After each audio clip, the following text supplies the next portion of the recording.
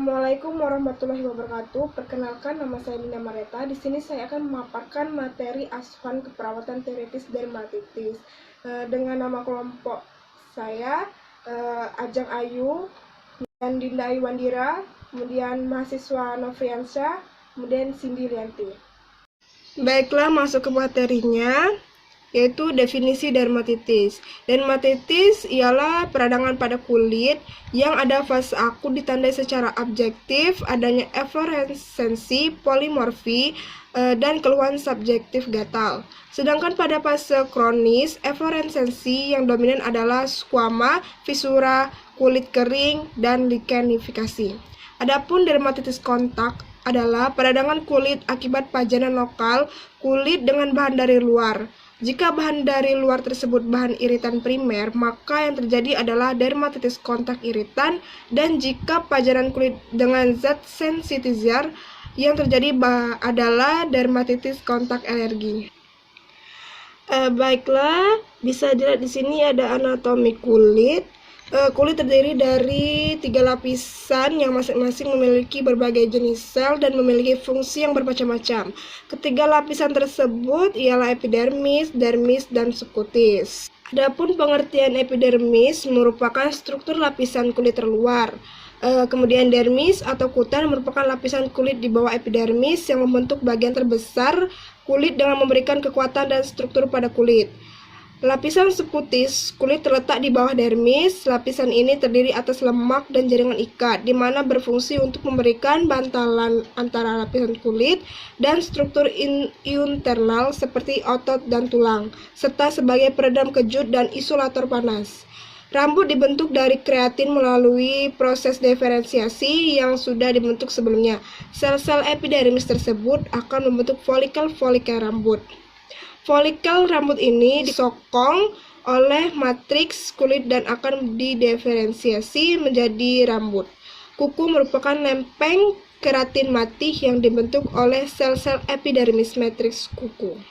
Kemudian kelenjar pada kulit. Kelenjar sebaseous menyertai folikel rambut. Kelenjar ini mengeluarkan bahan berminyak yang disebut sebum ke saluran sekitarnya.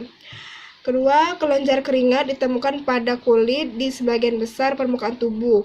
Kelenjar ini terutama terletak pada telapak tangan dan kaki. Kemudian, kelenjar apokrin memproduksi keringat yang keruh seperti susu dan diuraikan oleh bakteri untuk menghasilkan bau ketiak yang khas. Masuk ke etiologi, pertama itu ada endogen, yang kedua itu adalah eksogen. Penjelasan endogen, penyebabnya berasal dari dalam tubuh sendiri. Contoh dermatitis atopik atau DA, dermatitis numularis atau DN, neurodermatitis, dan lain-lain. Kemudian eksogen, penyebabnya berasal dari luar, misalnya dermatitis kontak iritan, dermatitis kontak alergi, dermatitis fotokontak alergi, dan dermatitis fotokontak iritan. Baiklah, masuk ke patosiologi.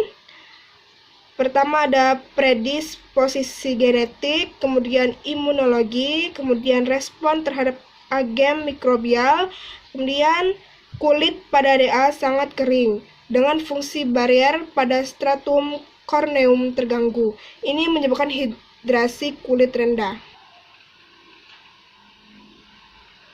Masuk ke manifestasi klinis. Ada 3 fase dermatitis atopik, yaitu fase infantil, anak, dan dewasa. Fase infantil 2 bulan sampai 2 tahun. Fase anak 2 tahun sampai 12 tahun. Di sini ada lokasi lesi serupa dengan fase dewasa, yaitu di fossa cubitis, fase popliteal, dan leher bagian belakang. Kemudian fase dewasa yaitu 13 tahun lebih. Lokasinya serupa dengan fase anak, yaitu fossa cubitis, fossa popliteal, dan leher belakang. Masuk ke konsep asuhan perawatan teoritis. Ada pengkajiannya. Pertama, riwayat kesehatan, yaitu sistem integumen dilakukan secara anamnesis oleh perawat pada pasien untuk menemukan permasalahan yang dikeluhkan oleh pasien.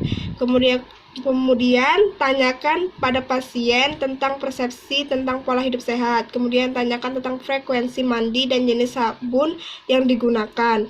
Kemudian tanyakan adakah terjadi trauma kulit akhir-akhir ini. Tanyakan apakah pasien mempunyai riwayat alergi yang menyebabkan kemerahan atau bintik-bintik merah dan gatal. Masuk ke pemeriksaan fisik. Ada warna kulit, tekstur kulit, suhu, kelembapan, bau busuk. Diagnosis keperawatan, gangguan rasa nyaman berhubungan dengan gejala penyakit dibuktikan dengan mengeluh tidak nyaman.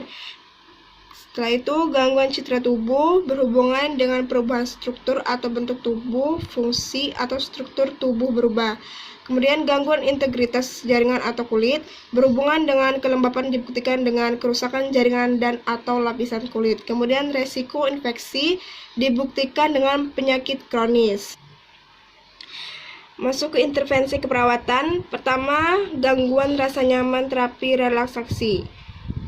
Observasi, identifikasi teknik relaksasi yang pernah efektif digunakan. Monitor respon terhadap terapi relaksasi.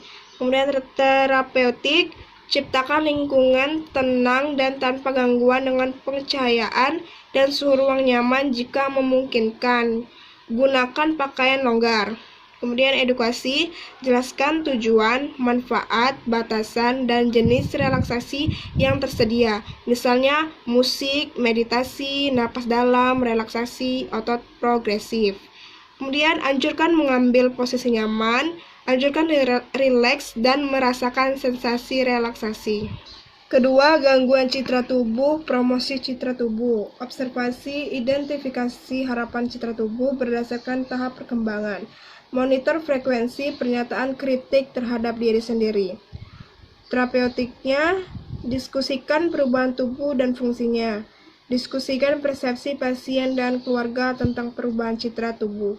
Edukasi, jelaskan kepada keluarga tentang perawatan, perubahan citra tubuh. Gambaran diri terhadap citra tubuh, latih fungsi tubuh yang dimiliki. Yang ketiga, gangguan integritas kulit dan jaringan perawatan integritas kulit. Pertama, observasi, identifikasi penyebab gangguan integritas kulit. Terapeutik, ubah posisi tiap 2 jam jika tidak baring. Gunakan produk berbahan petroleum untuk minyak pada kulit kering. Gunakan produk berbahan ringan atau alami dan hipoalergi pada kulit sensitif. Hindari produk berbahan dasar alkohol pada kulit kering. Edukasi, anjurkan menggunakan pelembab, misalnya lotion. Anjurkan minum air yang cukup, anjurkan meningkatkan asupan nutrisi, anjurkan meningkatkan buah dan sayuran, anjurkan menghindari terpapar suhu ekstrim. Anjurkan mandi dan menggunakan sabun secukupnya. Keempat, resiko infeksi. Pencegahan infeksi, observasi, monitor tanda dan gejala infeksi lokal dan sistem terapeutik. Batasi jumlah pengunjung, cuci tangan sebelum dan sesudah kontak dengan pasien dan lingkungan pasien. Pertahankan teknik aseptik pada pasien yang beresiko tinggi. Edukasi, jelaskan tanda dan gejala infeksi, ajarkan cara mencuci tangan dengan benar, ajarkan etika batuk, anjurkan meningkatkan cairan. Terima kasih. Itulah pemaparan dari kami. Apabila ada kesalahan, kami mohon maaf. Wabillahi taufiq wal hidayah. Wassalamualaikum warahmatullahi wabarakatuh. Dah.